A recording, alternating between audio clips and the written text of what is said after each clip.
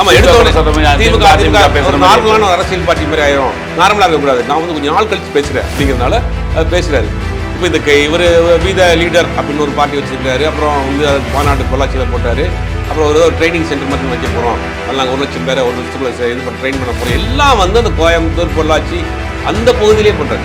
இப்போ ஏற்கனவே இவருக்கு ஒரு முகம் இருக்குது, அந்த பகுதி அரசியல் செய்யக்கூடியவர், சமூக பின்னணி அரசியல் அப்படிங்கிற ஒரு முகம் இருக்குது. ரெண்டாவது பாஜக முகமும் இருக்குது. இதை வைத்துக்கிட்டு தமிழ்நாடு முழுவதும் இருக்கக்கூடிய ஒரு காமன் லீடராக எப்படி ட்ராவல் பண்ண போகிறாருங்கிறது அது ஒரு பெரிய அவருக்கு ஒரு சிக்கல். இந்த பகுதி அந்த அவருடைய ஆதரவாளர் அதிகம் இருக்க பகுதி அங்கே வந்து சேர்றாங்க. இதை நீங்கள் திருச்செந்தூர்லையோ மதுரையிலையோ திருச்சியிலையோ போடுறப்ப அது இந்த கூட்டம் சேருமாங்கிறது ஒரு சந்தேகம். ரெண்டாவது 1 கோடி மெம்பர்ஷிப் வரும் நம்மளாம் எதிர்பார்த்தோம். நம்மளாம் அன்றைக்கி அண்ணாமலை அவர்கள் வீத ஒரே நாள் கடை ஏறும்னு நினச்சோம். ஒரு வாரத்துக்குள்ளே ஒரு மாதத்துக்குள்ளே 1 கோடி வரணும். அது பெருசு அந்த அளவுக்கு ரீச் 19 அப்படி நின்றுச்சு. அப்படிங்கும் போது அது வந்து பெரிய எழுச்சியாக மாறுமாங்கிறது தெரியல. இவருக்கு ஒரு பெரிய சிக்கல்கள் சவால்கள் என்னன்னா,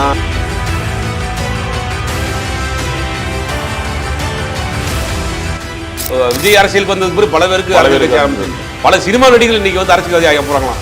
சிஎம்னு வீட்டில் பேசிக்கிறாங்களா அப்படிலாம் சொல்றாங்க. வாங்க சிஎம் அப்படிலாம் வருது.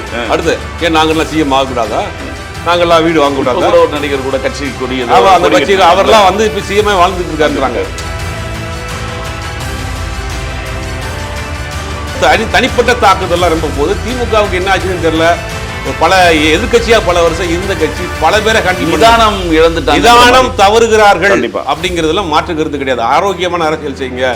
இந்த தமிழ்நாட்டு மக்கள் பார்த்துட்டு இருக்காங்க எல்லாத்தையும். நீங்க வந்து அரசாங்கத்தின் மீது குற்றச்சாட்டுகளை நீங்க எக்ஸ்போஸ் பண்ணுங்க, ஊழல் நடந்தா எக்ஸ்போஸ் பண்ணுங்க. தனிப்பட்ட தாக்குதல் திமுகவுக்கு அழகு கிடையாது.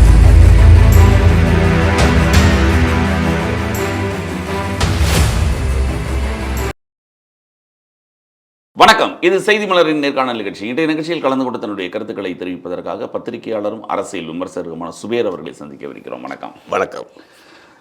நேற்று புது உறவாக, அதாவது அவர் இயக்கம் ஆரம்பித்து போதையில்லா தமிழகம் சொல்லி ஒரு மாநாடு அண்ணாமலை அவர்கள் அவரோட ஸ்பீச்லாம் கொஞ்சம் நல்லா இருந்தது. பார்த்தீங்களா, இந்த ஸ்பீச் எல்லாமே கொஞ்சம் தாவேக்கா மேலே தேவையில்லாமல் உடனே இப்போ சண்டை போடணும், டைம் கொடுக்கணும், எல்லாமே அமைச்சர்கள் இந்த ரீல்ஸ் போடுறாங்கலாம் சொன்னால் அமைச்சர்கள்லாம் புதுசாக வந்தவங்க, எம்எல்ஏக்கள்லாம் புதுசாக வந்தவங்க, அந்த கூட்டங்கள்லாம் கொஞ்சம் கூடி இருக்குது. இது எப்படி பார்க்குறீங்க? இது இல்லை, முதல்ல அவர் தாவேக்காவுக்கு டைம் கொடுக்கணும்னு சொல்கிறதுலே அது உள்ள அர்த்தம் இருக்குது. ஏன்னா அண்ணாமலையுடைய வருகைக்கு பிறகு பாஜகவில் ஒரு பெரிய எழுச்சி, இளைஞர்கள் சேர்ந்தாங்க, கட்சி ஒரு கட்டத்துக்கு மேலே கொண்டு போனார், ஓட் பேங்க் அதிகரிச்சு தான் தெரியும். 2024 நாடாளுமன்ற தேர்தலுக்கு பிறகு அண்ணாமலை சைலண்ட் ஆக்கப்பட்டார். அப்போ அவரை நம்பி வந்தாங்கல்ல ஒரு பெரிய இளைஞர்கள் கூட்டம், அது அப்படியே வந்து டிவிகே பக்கம் ஷிஃப்ட் ஆயிடுச்சு. டிவிகே பக்கம் ஷிஃப்ட் ஆகி தேர்தலை சந்திச்சு ஜெயிச்சு இன்னைக்கு ஆட்சிக்கு வந்துச்சு. இப்போ அந்த ஆட்கள் நீங்கள் உடனே கொண்டு வர முடியாது. அப்போ அந்த ஆட்கள் கொண்டு வரணும், உடனே எடுத்தோடனே குறை சொன்னா நம்பினீங்க கொண்டு வர முடியாது. திமுக மாதிரி ஆகிடும். ஆமா, எடுத்தோடனே நார்மலான அரசியல் பார்ட்டி மாதிரி ஆயிரும், நார்மலாக இருக்கக்கூடாது, நான் வந்து கொஞ்சம் நாள் கழிச்சு பேசுகிறேன் அப்படிங்கிறதுனால பேசுகிறாரு. இப்போ இந்த இவர் வீத லீடர் அப்படின்னு ஒரு பார்ட்டி வச்சிருக்காரு. அப்புறம் வந்து மாநாடு பொள்ளாச்சியில் போட்டார். அப்புறம் ஒரு ட்ரைனிங் சென்டர் மட்டும் வைக்க போகிறோம், அதில் நாங்கள் 1 லட்சம் பேரை 1 வருஷத்துக்குள்ள ட்ரெயின் பண்ண போகிறோம், எல்லாம் வந்து அந்த கோயம்புத்தூர் பொள்ளாச்சி அந்த பகுதியிலே பண்ணுறாரு. இப்போ ஏற்கனவே இவருக்கு ஒரு முகம் இருக்குது, அந்த பகுதி அரசியல் செய்யக்கூடியவர், அது சமூக பின்னணி அரசியல் அப்படிங்கிற ஒரு முகம் இருக்குது. ரெண்டாவது பாஜக முகமும் இருக்குது. இதை வைத்துக்கிட்டு தமிழ்நாடு முழுவதும் இருக்கக்கூடிய ஒரு காமன் லீடராக எப்படி ட்ராவல் பண்ண போகிறாருங்கிறது அது ஒரு பெரிய அவருக்கு ஒரு சிக்கல். இல்லை, அவங்க அந்த பெல்ட்டை விட்டு வரமாட்டேன்றாங்க. இல்லை, அவர் அந்த அவருக்கு அந்த பக்கம் தனக்கான ஒரு இது இருக்குன்னு நினைக்கிறாரு, பேஸ் இருக்குன்னு நினைக்கிறாரு.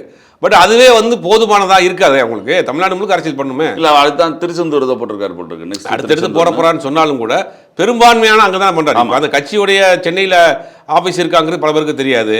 அந்த ட்ரைனிங் சென்டர் கோயம்புத்தூரில் தான் போட்டிருக்காரு. அப்படிங்கும்போது அது அவருக்கு ஒரு சிக்கல். இது ஒன்று சிக்கலாகும்ல.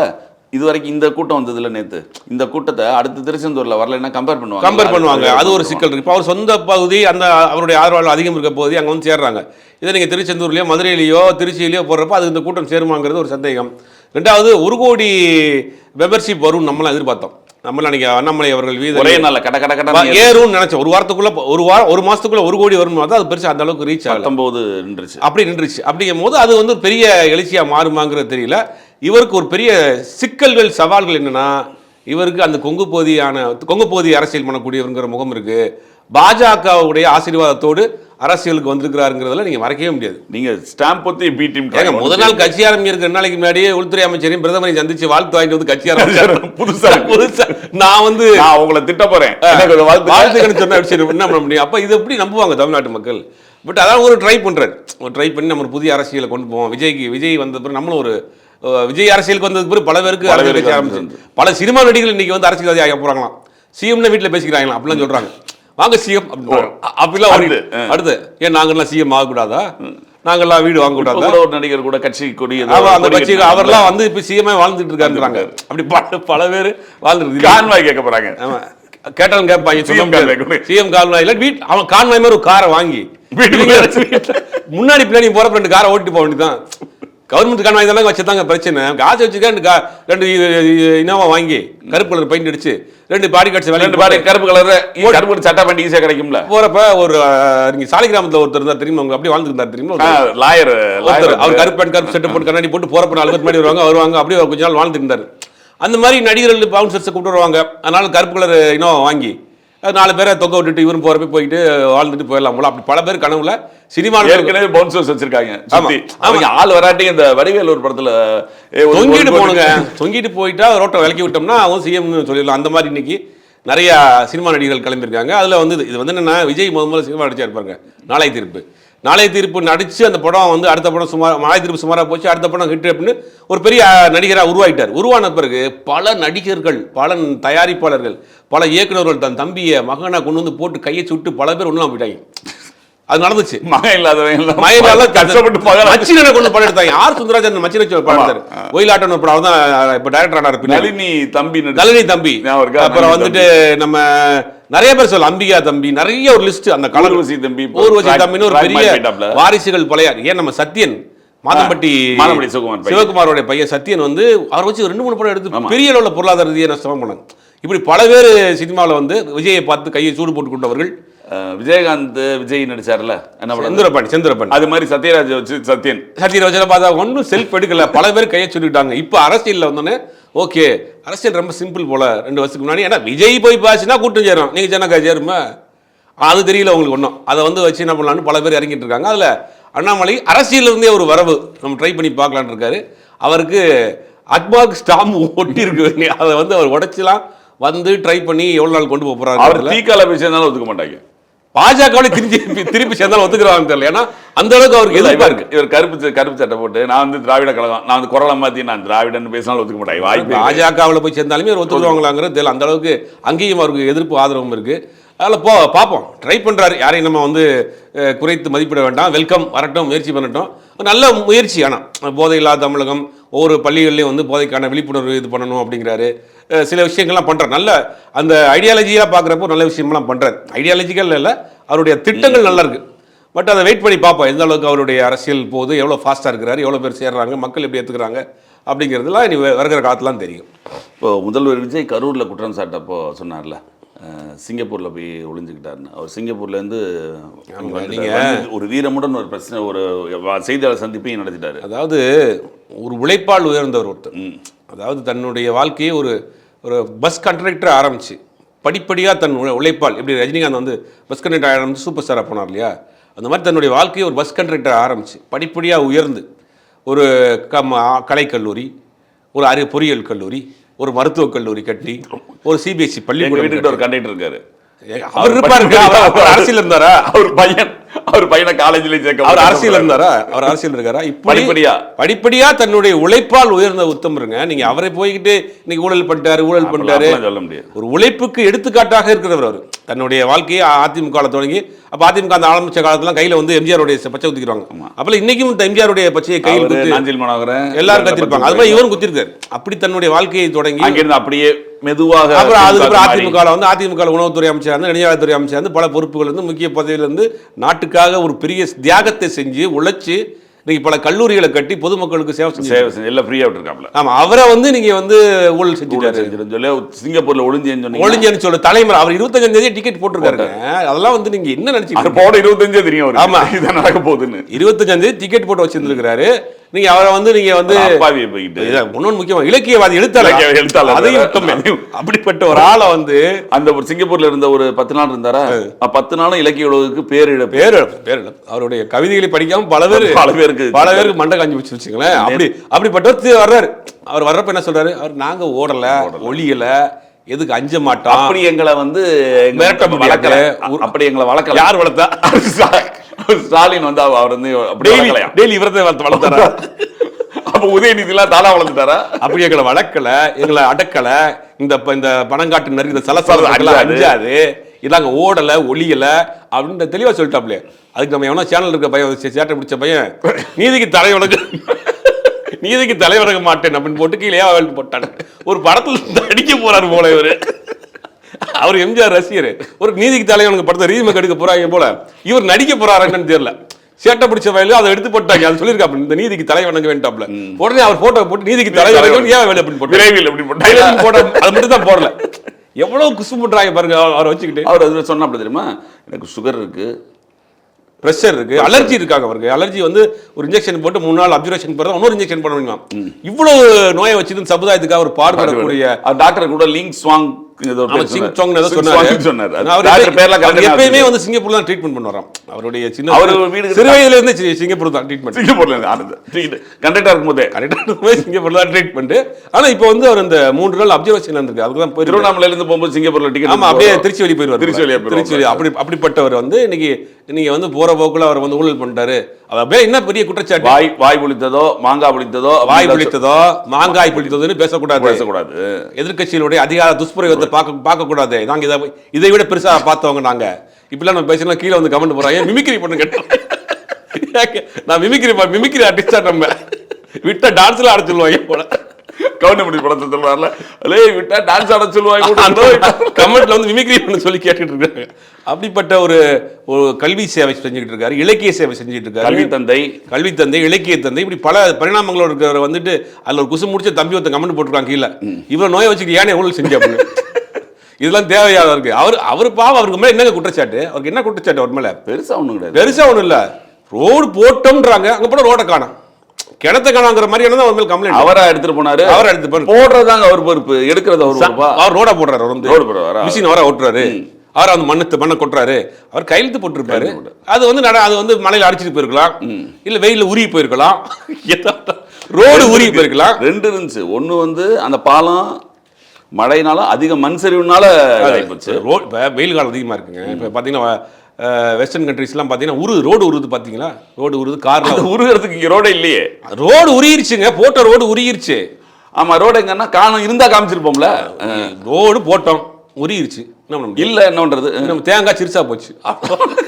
நம்ம தெரிஞ்ச ஒருத்தர் வச்சுக்கிட்டா வந்து என்ன பண்ணுறோம், இருந்தால் காமிப்போம். நம்ம தெரிஞ்ச ஒரு நண்பரை வந்து ஒரு தேங்காய் கடையில் வந்து வேலைக்கு வச்சுருந்தாங்க. அவர் சும்மா டெய்லி கட்டிங்க போடுறது. அதுக்காக என்ன பண்ணுறது, தேங்காய் என்ன பண்ணுறது, 10 தேங்காய் எடுத்து தனியாக வந்து போகிறது. ஓனர் வந்து கேட்டார், என்னன்னு? தேங்காய் வந்து சுருங்கிருச்சு கேட்டான். வெயிலில் தேங்காய் சுருங்கிருச்சு, என்னடா பூத்தா சொல்கிற, தேங்காய் எப்போ சுருங்கும் அப்படின்னாப்புல. அந்த மாதிரி ரோடு போட்டிருக்காப்புல, அது வந்து வெயிலில் ஏதோ இதாகி போச்சு, இல்லாட்டி மழையில் அடிச்சுட்டு போயிடுச்சு, ஏதோ ஒரு இது எடுத்துருக்காங்க. அதுக்கு அவர் பொறுப்பேற்க முடியுமா? அதுக்கு அவர் அந்த வழக்க சட்ட ரீதியாக அது ஒன்றும் ஓட வேண்டிய அவசியம் இல்லை, ஓட வேண்டிய அவசியம் இல்லை, ஒளிய வேண்டிய அவசியம் இல்லை. மிஸ்ஸாவை பார்த்த இயக்கம் நீங்கள் வந்து அவ்வளோலாம் நீங்கள் வந்து இந்த போலீஸை வச்செல்லாம் மிரட்ட முடியாது. அதனால் அவர் வந்து சட்டப்படி நீதிக்கு தலை வணங்குவார், கண்டிப்பாக சட்ட ரீதியாக சந்திப்பார். அதனால் நீங்கள் வந்து இதை வந்து நீங்கள் வந்து அரசியல் செய்யலாம் நினைக்காதீங்க. இந்த சலசலப்புக்கெல்லாம் அவர் அஞ்ச மாட்டார். இந்த பணம் காட்டுனாரு எதுக்கும் அஞ்சாது. முன்னாலே ஆராசா சொல்லிட்டாரு ஒரு மேடையில், அண்ணன் ஏவாவேலு என்னைக்கு போனாருப்பா, 25 டிக்கெட் போட்டிருக்காருங்க. அவரு பொய்யா சொல்றாரு, அவரு போட்டு எல்லாத்தையும் எவிடன்ஸ் சொன்னாரு. இந்த இருக்கு பாருங்க டாக்குமெண்ட், இந்த டாக்குமெண்ட் டாக்டரோட பிரிஸ்கிரிப்ஷன் வச்சிருக்காரு, எல்லாத்தையும் காமிச்சாரு, மருந்து எடுத்து காமிச்சிருப்பாப்ல. இந்த பாருங்க மருந்தெல்லாம் வச்சிருக்கங்க, நம்புக இப்பயாவது. இல்ல உள்ளுக்குள்ள இருந்து குத்தி இந்த பாருங்க போட்ட மருந்து கையில இதெல்லாம் போட்டிருக்காங்க பாருங்க, அப்படிலாம் காமிக்க முடியுமா? அந்த அளவுக்கு மனுஷனா ஒரு நம்பிக்கை வைக்கணுங்க. அந்த அளவுக்கு ஒரு அப்பாவியா இருக்காரு, மன வெறுத்திருக்காரு பாருங்க. அவருடைய நம்மள மாதிரி ஆட்கள் வந்து அவரை வந்து போட்டு கேள்வி மேல கேள்வி கேட்டோன்னு மனம் வந்து போயிட்டார். ஏன் மேலே ஏன் இப்படி ஒரு கல்வி தந்தையை, ஒரு இலக்கியவாதியை, ஒரு அரசியல்வாதியை, ஒரு சமூக சேவகனை, உழைப்பால் உயர்ந்தவரை நீங்க இப்படி பேசலாமா அப்படின்னு அவர் மண்மையில வருத்தமா இருக்கும் அவருக்கு. ஏர்போர்ட் வாசல்ல முடிச்சு விட்டுருவோம் கதையை, அங்கேயே முடிச்சு விட்டுருவோம். இந்த மருந்தெல்லாம் டெய்லி 3 மாத்திரை சாப்பிட்டுட்டு இருக்கீங்க, என்னைய போயிட்டு நீங்க வந்து ஓடி போட்டுன்றீங்க, போன மாசம் போட்ட டிக்கெட்டுக்குன்னு அவர் தெளிவா சொல்லிட்டாரு. இனி சட்டம் தன் கடமை செய்யும். அதை வச்சு ஆராசா ரொம்ப ஒருமையெல்லாம் பேசினாரு சிஎம். அவ்வளவு உரிமையான பேச்சு அவசியம் கிடையாது. அது எல்லை மீறி வரம்பு மீறி போயிட்டு இருக்கு. ஒரு பக்கம் அனிதா ராதாகிருஷ்ணன் கேஸ் போட்டு உள்ள போயிட்டு வந்ததுக்கு அப்புறம் நேற்று பேசியிருக்காரு, நேற்று ஒரு இடத்துல பேசியிருக்காரு. அவர் ரொம்ப தனிப்பட்ட தாக்குதல்லாம் ரொம்ப போகுது. திமுகவுக்கு என்ன ஆச்சுன்னு தெரியல. ஒரு பல எதிர்கட்சியா பல வருஷம் இருந்த கட்சி பல பேரை நிதானம் இழந்துட்டாங்க, நிதானம் தவறுகிறார்கள் அப்படிங்கிறதுலாம் மாற்று கருத்து கிடையாது. ஆரோக்கியமான அரசியல் செய்யுங்க. இந்த தமிழ்நாட்டு மக்கள் பார்த்துட்டு இருக்காங்க எல்லாத்தையும். நீங்க வந்து அரசாங்கத்தின் மீது குற்றச்சாட்டுகளை நீங்க எக்ஸ்போஸ் பண்ணுங்க, ஊழல் நடந்தா எக்ஸ்போஸ் பண்ணுங்க. தனிப்பட்ட தாக்குதல்ங்கிறது திமுகவுக்கு அழகு கிடையாது. டான்ஸ் ஆடுறாரு அவர் வந்து. ஆனா அதே தாவேகாவுக்கும் கவனம் தேவை. தாவேகா நிர்வாகிகளும் ரொம்ப எல்லை மீறி தான் சில விஷயங்கள் போறாங்க. அவர்களும் கவனம் தேவை. இந்த அரசியல் தமிழ்நாட்டுக்கு எடுபடாது. இந்த வெறுப்பு அரசியல், இந்த வன்ம அரசியல், தனிநபர் தாக்குதல் அரசியலை எந்த கட்சிக்குமே தமிழ்நாடு எடுத்துக்கிறாரு. அதுவும் முட்டாள்தனமான பேசுன்னு கூட சொல்லலாம். முட்டாள் நேரடியாக தனி மனித தாக்குதல் ரொம்ப. தாவேகாவை பொறுத்த வரைக்கும் தாவேகாலையும் சில பேர் என்ன பண்றாங்கன்னா திரும்ப அந்த குளத்தூர் மேட்டரை சொல்லிட்டு இருக்காங்க. அதுவுமே வந்து ஸ்டாலின் அவர்களை பொறுத்தவரை 50 வருஷம் அரசியல் இருந்தவர் ஏதோ தோத்துட்டாரு, அதோடு விட்டுறணும். இன்னைக்கு கரண்ட் அரசியல் என்ன பண்ண போறீங்க? திமுக உங்களை என்ன நோக்கி பேச போகுது? நீங்க என்ன பண்ண போறீங்க? திருப்பி அதவே பேசக்கூடாதுல்ல. திரும்ப நாங்கள் வந்து காலி பண்ணிட்டோம், நாங்கள் வந்து எங்களை ஒரு நாளில் போனோடனே காலியாகிடுச்சு அப்படிங்கிற தனிப்பட்ட தாக்குதலை விட்டுட்டு என்ன செய்யலாம்? நிறைய விஷயம் செஞ்சுக்கிட்டு இருக்காங்க. பார்த்தீங்கன்னா வியட்நாமில் 10 பேர் தமிழர்கள் இறந்து இருக்கிறாங்க. ஒரு தனி ஆஃபீஸரை போட்டு அமைச்சிருக்காங்க. இந்த சண்டையில் ஏதாவது தெரியுமா? ஸ்பெஷல் ஆஃபீஸர் போட்டு அமைச்சிருக்காங்க. அங்கேருந்து பாடியை கொண்டு வரதுக்கான ஏற்பாடுகள் வேலை நடந்துகிட்டு இருக்கு. யார் பண்ணுறா? தமிழ்நாடு கவர்மெண்ட் பண்ணுது. ஸ்பெஷல் கேர் எடுத்து பண்ணிட்டு இருக்கு. ஆனால் இந்த சண்டையில் இது தெரியுதா பார்த்தீங்களா வெளியில்? இது என்னன்னா இது ஆரோக்கியமான அரசியல் கிடையாது. ரெண்டு கட்சிக்குமே ஆரோக்கியமான அரசியல் கிடையாது. ஆனால் அதை எல்லை மீறி திமுக போயிட்டு இருக்கு. அதில் அனிதா ராதாகிருஷ்ணன் சொல்லியிருக்காரு, அவரை மிரட்டியிருக்காங்க. தாவேக்கால சேரணும் அப்படின்னு மிரட்டி அவர் அடிபணியை வைக்கிறது ரொம்ப ட்ரை பண்ணிருக்காங்க. அவரும் என்னால் முடியவே முடியாது. எனக்கு என்னமோ அதில் பெரிய சந்தேகமாக தான் இருக்கு. மாற்றி சொல்கிறா அப்படின்னு சேர்த்துக்கங்க, ஏங்க நான் இங்கே தாங்க இருக்கேன் அப்படின்னு சொன்ன மாதிரி. அதுவும் அனிதா ராதாகிருஷ்ணன் மிரட்டுறாங்க. வெளியே வந்து அதுக்கு மிரட்ட முடியாதுட்டாப்ல. நேற்று அவரும் வருமே தலைமையிட்ட முறையில் பேசுகிறார். ஆர் ராசா பேசுகிறாரு. அனிதா ராதாகிருஷ்ணன் பேசுனதில் இன்னொரு கூடுதல் தகவல் தெரியுமா உங்களுக்கு? நேற்று பேசுனதில் ஒன்றும் 6 மாதத்தில் தளபதி மீண்டும் முதலமைச்சர் ஆவார். கட்சியை வந்து இளம் தலைவர் வழி நடத்துவார். பக்கத்தில் உட்காந்துக்கார் அண்ணன் திருச்சி சிவா மத்திய அமைச்சர் ஆவார்ட்டாப்ல. எல்லாம் அவரே மிஸ் பண்ணிட்டாரு. டிபார்ட்மெண்ட் ஆனால் உள்துறையோட போட்டு விடுங்கண்ணே. உள்துறையில் இல்லையா இலக்கியவாதிக்கு அவர் அடுத்து எம்பி ஆகல. எம்பி ஆன பிறகு சென்ட்ரல் மினிஸ்டர் இலக்கிய சம்பந்தமான ஏதாவது சாகித்ய அகாடமியுடைய தேர்வுக்குள்ள வேணா அவர் போடலாம். வந்து தேர்வுக்குள்ள போட்டு தமிழ்நாட்டு உலக இலக்கியங்களை அப்புறம் அதிமுக அப்படி யாரை போட வச்சா திண்டுக்கல் சீனிவாசன் எல்லாம் போட சொல்லலாம். திண்டுக்கல் சீனிவாசன் சரியா தான் இருப்பார். சரியான நல்ல டப்பு கொடுப்பாப்ல. செல்லூர் ராஜு கூட அது இருப்பார். செல்லூர் ராஜ் திண்டுக்கல் சீனிவாசன்லாம் சிறப்பாக செய்வாங்க. ஆனால் இலக்கியங்கள்ல அவங்க நிறைய இலக்கியங்களை படித்தவங்க தான். எடப்பாடி நிறைய படிச்சவர் தான். அவரும் இல்லை எடப்பாடி இதே மாதிரி தான் பேசுறாரு. அந்த பேச்சுல ஆத்திரம் தெரியுது. ஆத்திரம் இல்லைங்க, இவங்களுக்கு யாருமே வந்து ஒன்றும் எனக்கு 50 நாள் 55 நாள் ஆச்சு இல்லை கிடையாது. அதான் முதலமைச்சர் விஜய் நேற்று பேசினார். நான் முதலமைச்சர் ஆகிட்டியா, டிவியை பாருங்கய்யா, ஒன்றும் உட்காந்து அணைச்சிக்கிட்டு இருக்கீங்கன்ற மாதிரி தான் அவர் சொன்னதுடைய அர்த்தம். ஒன்றுமே உங்களுக்கு என்னன்னா 50 வருஷ கட்சி, நமக்கு செட் அமைப்பு இருக்குது, கட்டமைப்பு இருக்குது, நம்ம கிரவுண்ட் லெவலில் இருக்கிறோம், பல கோடியை செலவழிச்சிருக்கிறோம், ஆளை கூட்டு வந்து மீட்டிங்கை போட்டிருக்கிறோம். ஆனால் எதுவுமே இல்லாமல் டப்புன்னு 2 வருஷத்தில் கட்சி ஆரம்பிச்சு ஒரு 5 இடத்துல மீட்டிங்கை போட்டு டக்குன்னு நம்ம 2 பேரையும் களைச்சி விட்டு முதலமைச்சர் ஆகிட்டாங்க. இது எப்படி நம்ம ஏற்றுக்கிறதுன்னு ஒன்றும் ஜீர்ணிச்சுக்கிற முடியாமல் உண்மைதானே அதான் சொல்கிறாரு. நீங்கள் உண்மை நடந்துருச்சு, நீங்கள் டிவியை பாருங்கன்றாங்க. டிவியை பாருங்க, முதலமைச்சர் வச்சு என்ன சொல்கிறாங்க? அதை யாரும் செய்தி கூட பார்க்குறது இல்லை போல. இந்த ஜெயிச்சதுலேருந்து யாரும் செய்தி கூட பார்க்காம இருக்காங்க போல. இப்போ அவர் அனிதா ராதாகிருஷ்ணன் திரும்ப சொல்கிறார். அப்போ நீங்கள் ஒரு முன்னாள் அமைச்சர், சட்டமன்ற உறுப்பினர், திமுக முக்கிய நிர்வாகி ஒரு இடத்துல பொது மேடையில் இந்த ஆட்சி கலைஞ்சிரும், 6 மாதத்தில் நாங்கள் வந்து திருப்பி திமுக ஆட்சி வந்துடும், மத்தியில் பாஜக கூட கூட்டணியில் இது குதிரை பேரம் இல்லையா? இது என்ன பேரம்னே தெரியல. பாஜக கூட நீங்க கூட்டணின்னு ஓப்பனா நீங்க சொல்றீங்க அப்படின்னா என்ன பேரம்? இது கொள்கையை இழந்த பேரம் அப்படின்னா வச்சுக்கலாம். ஆமா, அவருக்கு இந்த டிபார்ட்மெண்ட் ஃபிக்ஸ் பண்றாங்கன்னா பிஜேபி தான் போகுது. அப்ப இதுக்கு பின்னாடி ஏதோ ஒரு சதி நடந்துகிட்டு இருக்குங்கிறத மட்டும் நம்ம பார்க்கணும். இந்த தாவேகா ஆட்சியை கலைச்சிட்டு மீண்டும் வந்து அப்படி ஒரு சூழ்நிலை போன தடவை நீங்கள்லாம் சொன்னப்போ கூட நான் என்ன சொன்னேன், குதிரை பேரம் சும்மா ஏதாவது இழுக்க ட்ரை பண்ணுவாங்கன்னு. கரெக்டா ஆயிப்போச்சு. அந்த இளையராஜா மேட்ரு சொல்லிட்டாரு. இளையராஜா மட்டும் இல்லைங்க, 10 பேர் போய் கேட்டிருக்காங்க. மதுரையில் ஒரு முக்கியமான எம்எல்ஏ அந்த மன்றத்தில் இருந்திருக்காப்லையா, அந்த ஆள்கிட்ட போய் கேட்டிருக்காங்க, உனக்கு 50 கோடி தரோம்னு. ஓடியோ இல்லையாரு பற்றி விட்டாப்லையா, அந்த ஆள் மேலே எல்லாம் சொல்லி அதுல தான் தூக்கிட்டாங்க. வரிசையா 10 பேர் மீட் பண்ணி பேசி இது வரைக்கும் அரசு 10 பேர் லென்த்தியா போகுன்றாங்க. இப்போ பாருங்க, ஓப்பனாவே முன்னாள் அமைச்சர் வந்து பேசுறாரு, 6 மாதத்துல ஆட்சி கலைஞ்சிரும், மத்தியில் நாங்கள் அமைச்சரவையில் இடம் பெற்றுருவோம், தமிழ்நாட்டில் வந்து தளபதி முதலமைச்சர் ஆயிடுவார் அப்படின்னு பேசுறது. ஆனால் இந்த ஸ்டாலின் அவர்கள் விரும்பலன்ற மாதிரி தகவல் வருது. ஏன் இந்த மாதிரி கண்டிக்க வேண்டியது? அவர் கை மீறி நடக்குது இல்லை, இது எல்லை மீறி போகுது. இது திமுக மேலே ஒரு வெறுப்பு தான் வரும். மக்களால் தேர்ந்தெடுக்கப்பட்ட ஒரு அரசு, ஜனநாயக ரீதியாக தேர்ந்தெடுக்கப்பட்ட ஒரு அரசு இருக்குன்னா அந்த ஆட்சி கவிழுதுன்னா அதுவாக தான் நடக்கும். நீங்கள் பேசக்கூடாது. ஏன்னா 2017-21 எடப்பாடி பழனிசாமி ஆட்சி வந்து எந்த நேரத்திலும் கவிழ்லாங்க சூழ்நிலை இருந்துச்சு. முதல் நாள்லேன்னு சொன்னோம். நம்ம 4 மாசம் தாங்குமா, 3 மாசம் தாங்குமா, 1 மாசம் தாங்குமா, அடுத்த மாசம் தாங்காதுன்னு. ஏன்னா அன்னைக்கு உள்கட்சி பிரச்சனை. அந்த கட்சி எம்எல்ஏ எத்தனை பேர் வெளியே போறான்னு தெரியாது. 19 பேர் வழக்கு இருக்கு. 19 வழக்கு எப்படி நடக்குதுன்னு தெரியாது. அந்த எம்எல்ஏக்கள் எப்போ வெளியே போறாங்கன்னு தெரியாது. இப்படி ஒவ்வொரு நாளும் அந்த ஆட்சிக்கான நாட்கள் என்ன பண்ணிக்கிட்டே இருந்துச்சு. யார்? எடப்பாடி பழனிசாமி ஆட்சி. அப்போ கூட இவங்க பேசல.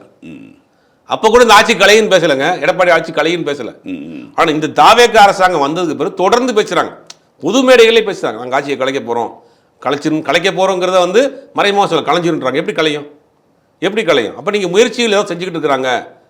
ரெண்டு கட்சிகளும் சேர்ந்து ஒரு முயற்சி செஞ்சு கம்யூனிஸ்டுகள் வந்து விலகினாங்கன்னா அது ஏதோ பிரச்சனையில் விலகினாங்கன்னு வச்சுங்களேன், ஆட்சிக்கு விழலாம். அப்படி ஏதாவது அவங்க அவங்களுடைய கொள்கை முடிவு தவறா இருக்கு அப்படின்னு நினைச்சு அது அவங்க தான் செய்யணும். அதிகபட்சமான 10 தொகுதிக்கு எலெக்ஷன் வரும்னு வச்சுக்கோங்க. 10 தொகுதி அதாவது தாவேக்கா தனிப்பட்ட முறையில் ஒரு 7-8 ஜெயிச்சிட்டாங்கன்னா எப்படி நீங்கள் ஆட்சி கலப்பீங்க?